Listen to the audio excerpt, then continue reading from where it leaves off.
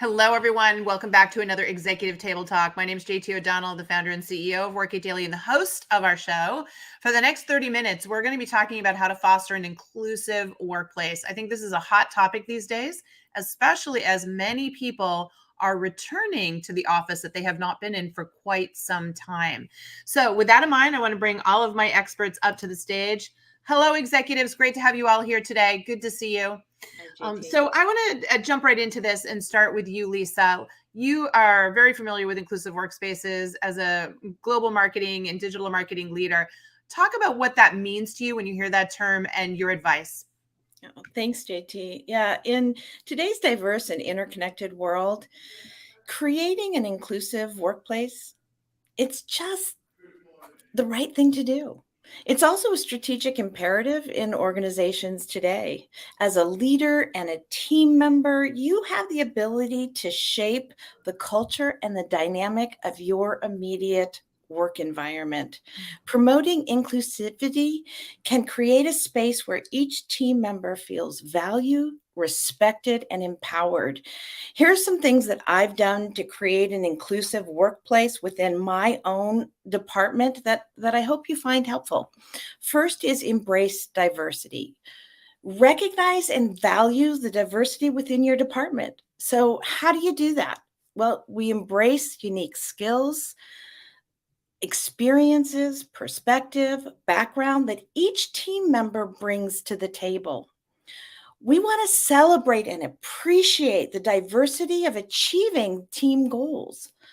The second thing we want to do is promote open communication. Effective communication is the core of an inclusive workplace. What I've done is I try and encourage team members and employees to share their ideas, their concerns, their perspectives, without fear of judgment or negative consequences. I actively listen and I make sure each voice is heard and respected. That's important. Next, we want to lead by example. You have an opportunity, a pivotal chance here to lead and foster an inclusive workplace. So what does that entail? That you have model the behavior, model it, demonstrate empathy and engage with diverse employees. Foster a culture where people feel free to bring their whole selves to work. Your actions can inspire others, and that has a ripple effect across the organization. And the last is we want to foster collaboration across teams. We need to break down these silos. I recently worked at an organization where I was immediately told, we don't work with that department. They do their own thing. Why? I brought them on. Because we need to seek out and encourage other perspectives so that we can problem solve and we can make decisions. Fostering an inclusive workplace requires effort and dedication. It is a continuous journey. I love that, Lisa. I absolutely agree with you. And just the fact that you have, strategic vision around how to create inclusivity and you've got tactics that they use to implement it, I think that really helps create the consistency too that you're talking about. I want to jump over to you though, Michael. Michael, you come from the NFL. I think that's a place that, is highly inclusive. I hope so. But I'd really love to hear in your background, what makes a more inclusive workplace? What are your tips? Thank you, JT. And I love this topic also. Inclusive workplace means ensuring that every employee from vast backgrounds and demographics feel a sense of belonging and appreciation. We create a space where people can work together and celebrate who they are without ridicule or judgment.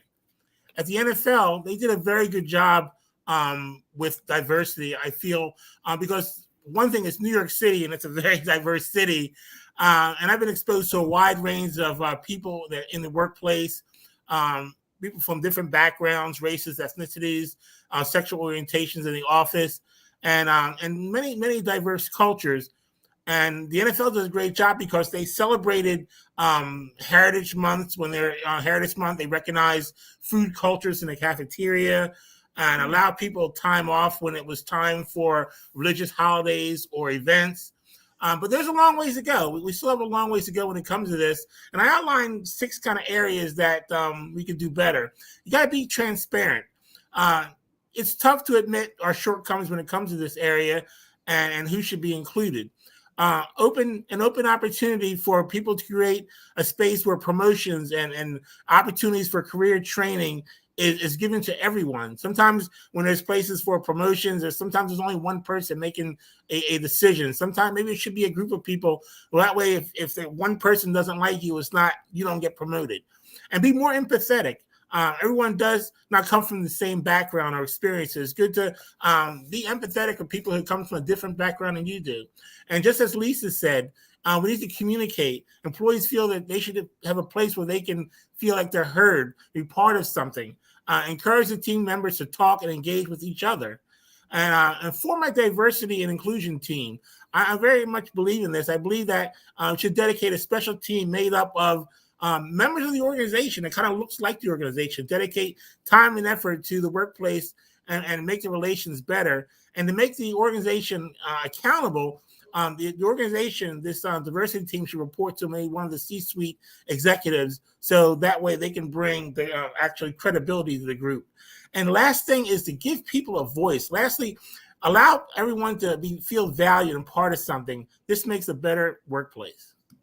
Yeah, I really love. So first of all, I think it's cool that in large organizations like the NFL, they can do nuanced things. You talked about right down to the food in the cafeteria, right? There's just so many ways that they can find inclusivity. And I love that you highlighted on DE&I. I think it's been amazing to watch people move towards not just diversity, equity, and inclusion, but now belonging, right? And saying it's more than just recognizing, is really that voice part you talked about, Michael. That's key to me, because it's when you give the voice, then you give people an opportunity to truly belong. So absolutely love that. I want to bounce over to you, Kirsten. Kirsten, you are a Vistage chair. You coach CEOs on a regular basis, so I'm sure this comes up in your discussions with them. What are your thoughts on creating a more inclusive workplace? Thank you, JT. My first question for leaders is why? Why do you want diversity? Why do you want inclusion in your workplace? I can tell you it's important. Our panelists can tell you it's important.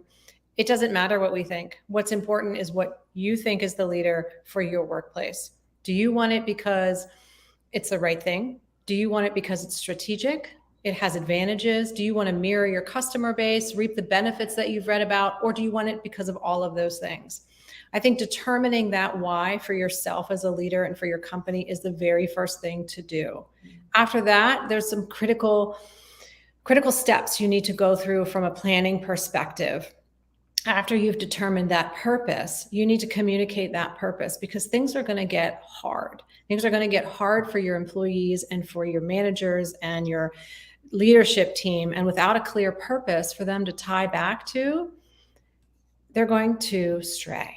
Right? They're not going to make decisions in line with that purpose, that the initiatives that you have are going to dwindle. Right? So it's not enough to just say that you want it. You have to communicate out why. What is the purpose behind this thing called inclusion, this thing called diversity? To that end, what does success look like? What does success look like to you as the leader? What is your organization going to look like when you have this thing that you say you want? What are you working towards? Because it might not be the smoothest path to get there. There's going to be detours. There's going to be different ways of getting there. There's going to be different opinions by very nature of working on diversity of how to get there. Therefore, your team has to be crystal clear on what the end looks like. What is mission success? Then lastly, what are those key objectives? What are the most critical must-dos your team has to achieve along the way? These are measurable, time-bound, achievable objectives that you know your team is working on to achieve this end state, this mission success for diversity and inclusion. If you're clear on what these few things are, your purpose, your key objectives, your end state, then you're implementing a quality plan around diversity and inclusion, and you'll actually achieve what you're seeking for your company. Oh my gosh. I love how you talked about it being quality. That first question, so powerful, Kirsten. Why are you doing this? Are you doing it because it's the trend, because you're hearing it in the media, because you don't want to be a finger pointed at you that you're not doing it? because it really has to come from an internal place for it to be implemented and stuck with it. Like you said, it's not going to be easy. So love that you focused on that and talked about the quality. So now I'm going to flip down to you, Anna. Anna, you're an executive coach. You've worked in Fortune 500. I know that you've talked about this in your own organization. What are your thoughts on how to build an inclusive workplace? JT, in addition to all the great things that my fellow panelists have provided, like setting the tone at the top, diversifying your workforce in the organization, providing that diversity and inclusion and belonging and equity training, very, very important to also leverage the opportunity to emphasize an inclusive leadership style.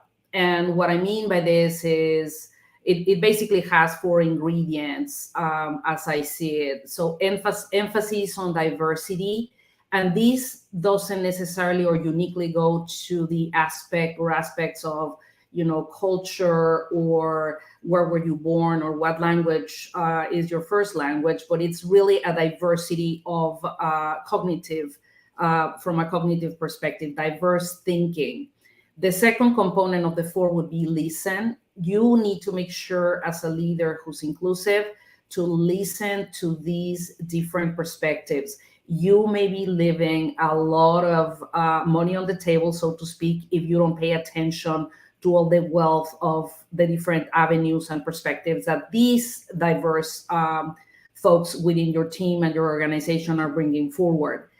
Also, value the different perspectives. If what you're doing is allowing them to speak or share, and then in the end, you're going to be coming up with your own, point of view, because that's the one you had at the beginning, then you're really not identifying or valuing diversity or evidently playing inclusion. So value that and make sure that you recognize that in ways where you are able to bring them into projects, have them lead, have them showcase some of their strengths, their skill sets, etc.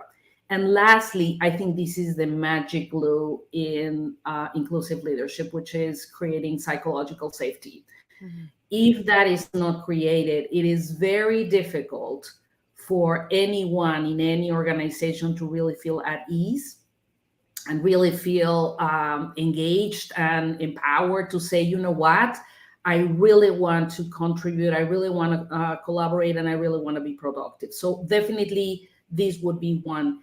Another area, and I believe Michael touched on it, and Lisa as well, is make sure that you're measuring whatever strategy, structure, framework that you're putting forward for DE&I and belonging. Make sure that you have the KPIs that are going to, tell you if the needle is moving in the right direction and at the right speed. And one thing that I would like to probably provide as well is also the perspective of the organization. I know a lot of leaders, at least that I talk to, are always looking almost the what's in it for me. If I get to implement this diversity and inclusion or D&I and belonging initiatives, I instinctively understand, I value what they have to say, what they bring to the table, but really, what is that going to do for my organization? Well, some of the interesting stats that I usually share with them is there's an improved financial performance of approximately 35% for organizations and teams that really have the right level of D&I components. So 35%, imagine that in contrast with their competition. Also, there's 1.7 more times of increased innovation in teams that really have the characteristic of being inclusive. And again, I go back to the magic glue, which is psychological safety. And then one last one, which is one of my favorite ones, is problem solving. So for organizations and teams that have D&I as an established secret weapon almost, they are able to problem solve in some instances up to 87% faster. So probably the thought that I leave everybody in the conversation here with is, as we start to think about the close of 2023, we're going to be globally at probably 39% of hybrid employees. So that means we're going to have a mix, a really, really, really full mix of in-office, remote, and hybrid. Think about DE and I, and of course, plus belonging as a secret weapon to really gain productivity and improve the engagement with your employees. I love it. Fantastic data, by the way, Anna. Like, one of the questions I was going to throw at all of you, in a lot of ways you answered it, was, how do you get this buy-in from your C-suite? Because again, you've all shared it, the tone starts at the top, right? And there it has to be this buy-in, but I think, we know that they're all about the numbers at that level. So having the data like you shared, handy and ready to say, do you want to see, 35% improvement? Those are great stats to have. I love it. All right, folks, we're going to be taking your questions. So if you do have questions, put them in the chat. But before I do that, I want to take a moment to just say these experts are all dropping incredible insights. I call them knowledge bombs here on LinkedIn. So please take a moment right now, jot down their names, go find them on LinkedIn. And I would encourage you to also invite them to connect. Just make sure you customize that connection request and tell them that you saw them here on ETT, Executive Table Talk, powered by Work It Daily. Okay, so we have a question here from Ken, and I want you all to think this one over because I think it's powerful. Ken says, how do you talk to your boss about problems without going into the office thinking you are going to be terminated from your position for bringing insight to them? When you think about inclusive, we talk about diversity, equity, inclusion, belonging, but I also just think about inclusivity in terms of being able to share your thoughts. And again, as Ken's talking about, not be fearful of being fired, right? Of being, or, being reprimanded or having repercussions from that. So I'd love to ask any of you, and please raise your hand if you'd like to dive in. What suggestions do you have for Ken so that he can, share his concerns and not feel threatened? Anybody want to take that? All right, Michael, you start. Okay, I think that, it's a good question, Ken. I think you should just tell the truth, but you have to report it. You have to talk to someone. I think a conversation is definitely a great place to start, and tell the truth. If you're having a problem, you need to talk to someone and tell the truth about it and report it and try to get the problem solved and try to work through it. I love it. Who else wants to dive in here? Kirsten? Great. Sure.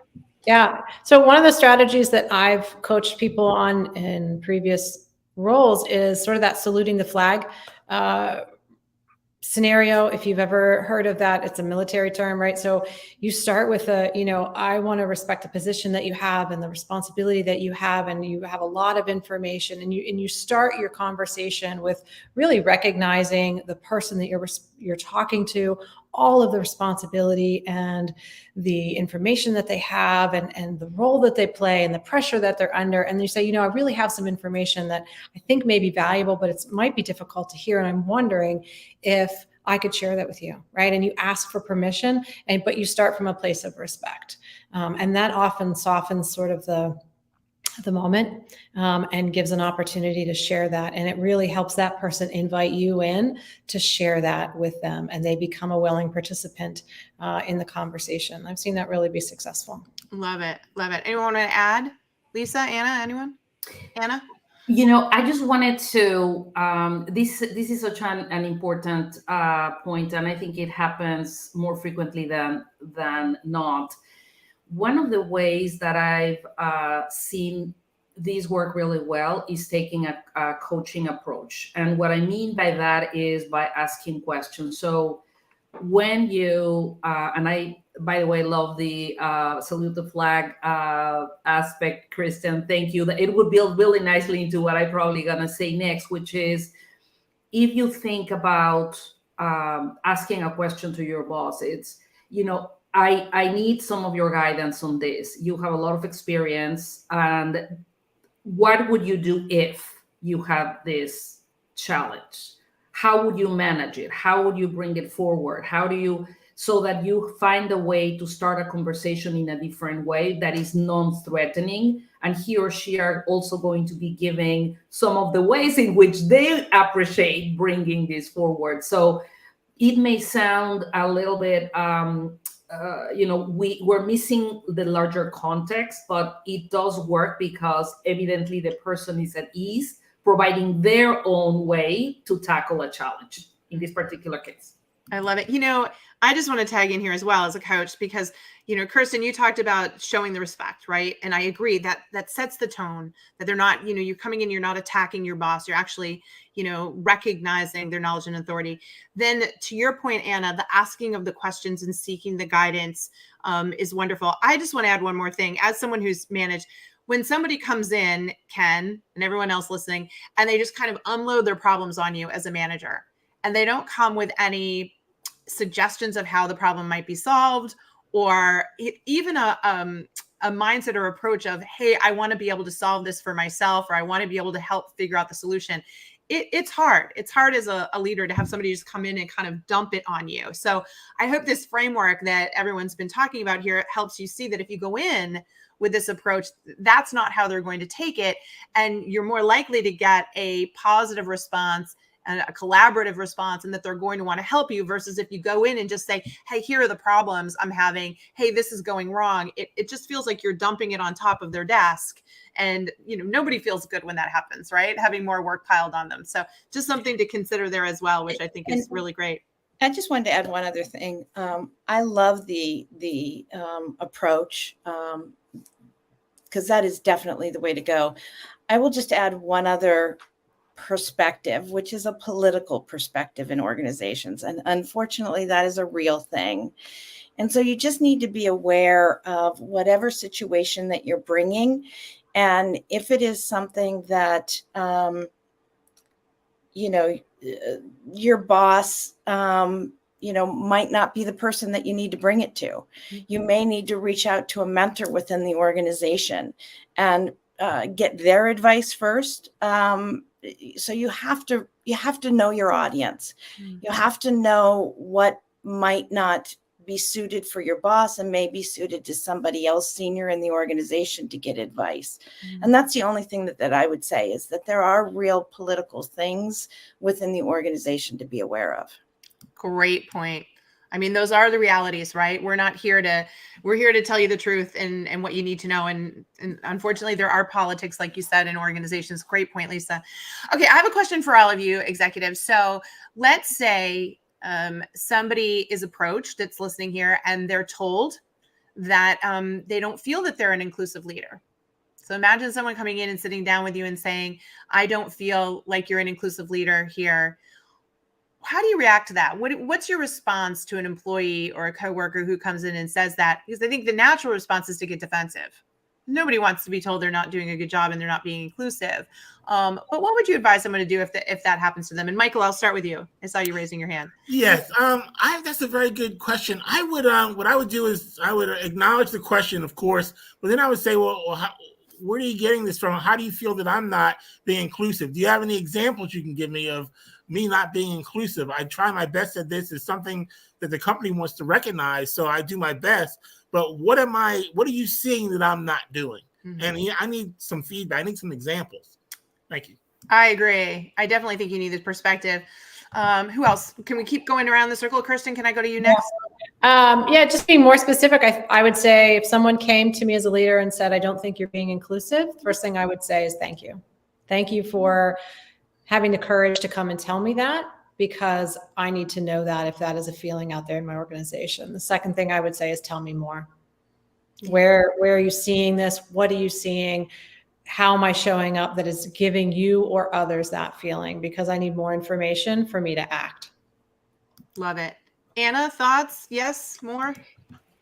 I would also add that, when you're being provided feedback, one of the most important things is to suspend judgment, because at the same time, you're also role modeling the behavior for the person that is, whether it's a peer, whether it's somebody from another area, maybe somebody that reports into you, you are role modeling. And even if we think as leaders that nobody's watching, guess what? They are always watching us, and they're always looking at how we behave, because they're learning from us the good, the bad, and the ugly. So I would say, suspend judgment as the most important thing, and seek to understand. Just like Kristen said, one way that also might be helpful is, can you show me, or can you tell me about a leader that has demonstrated inclusive behaviors? I would love to learn from them. I love that. I love that because as you've all pointed out so far, it's great to know what you're doing wrong, but how about can they exemplify what's going right? Lisa, any final thoughts on that as well? Yeah, and I like Anna's suggestion on that, because one of the things that I was thinking is, do you feel comfortable in sharing feedback? Because they may be junior to you, and they may not feel comfortable at all in sharing any feedback. So I like Anna's approach in taking it away from you and showing an example of what that looks like. That is an excellent way to do that. And then also, you can go to others in the organization to who you trust, who can give you feedback, to say, hey, I got this feedback. Do you feel comfortable in sharing thoughts of what I might be doing and how I can better model this behavior? Because I really would like to improve, and I respect your point of view, and I'd like to hear from you. Yeah, I love it. As always, executives, amazing feedback. Folks, two things I want you to do right now. First of all, what was your biggest aha moment today? What's your big takeaway? I want to give a shout out to Danny. Danny's aha, she already put it up there, was thank you for the courage for telling me, and now tell me more. So I think that last question and the way we handled that, Kirsten, your advice, but all of your advice is very, very helpful to everyone listening today. My second thing after you give us your aha moment, folks, is to make sure you jot the names down of these executives. Go find them and follow them here on LinkedIn. We are doing Executive Table Talks live every single week because we want you to find the voices that really have the answers. Okay, these are people who are in the trenches, working every day in their careers, that can give you that timely advice. And that's why I'm so proud to be doing these Executive Table Talks each and every week, which leads to my third and final reminder. If you want to know about these sessions, the easiest way to do that is to head on over to Work It Daily and sign up for our daily newsletter. It's totally free, and we have our current events in there every single day so that you can find about what's coming up in the near future. Okay, so head over to Work It Daily, sign up for our free daily newsletter. Plus, I'll just let you in on a little secret. All these amazing executives also share their knowledge and ideas over at Work It Daily, and it's featured in that newsletter, so you can learn more from them as well. Thank you, everyone, so much. I want to give a shout out. We've getting great comments here. Cheryl says, I love the suggestions. It's very important to suspend judgment. Couldn't agree more. Such great knowledge bombs today. I hope everybody comes back and watches the recording. Executives, thank you again. And until next time, remember, everyone, if you want to win, you got to work it daily. Bye-bye, everyone.